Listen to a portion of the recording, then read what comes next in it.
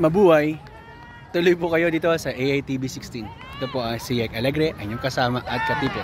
Katatapos ko lang po mag-vlog ng tungkol po sa kinain ko pagdating ko po mula sa probinsya.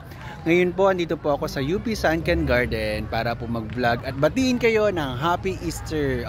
Actually, Blessed Easter po sa inyong lahat. Sa lahat po ng mga Katoliko at naniniwala po sa muling pagkabuhay ng Panginoon Diyos, binabati ko po kayo ng Blessed Easter.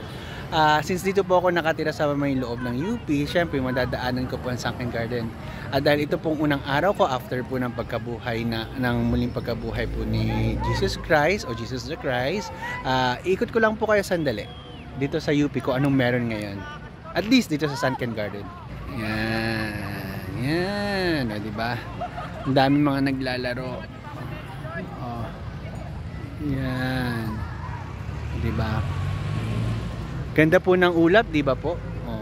Malapit na po kasi mag alas 6 at malapit nang lumubog ang sikat ng araw. So, tingnan po ninyo at pagmasdan po natin ng ulap. Yan. Yan ang ulap. Ganda no po? Di ba po ng ulap? So, yun po ang Gonzales Hall. No, currently po nire-renovate po ang Gonzales Hall. Noong panahon ko po, yan po ay library. Main library po yan. Pero sa palagay ko, main library pa rin po yan. Hindi ko lang po alam kasi medyo matagal na pong inaayos yan, nire-renovate. So, ito yung bago kong college. Yan po ang College of Education. Natapos po ako dyan ng education last year. So, ng certificate ng professional education. And dito po ulit ako. So, iba pala ang lighting kapag nasa harapan mo yung ilaw. So, kumusta naman po kayong lahat? Nakapamasyal na po ba kayo? O kaya nakapagpahinga kayo mabuti? Nagnilay-nilay po ba kayo? Tapos nagsimba na rin po ba kayo? So, kayo po na mga Katoliko o yung mga Kristiyano, masaya po.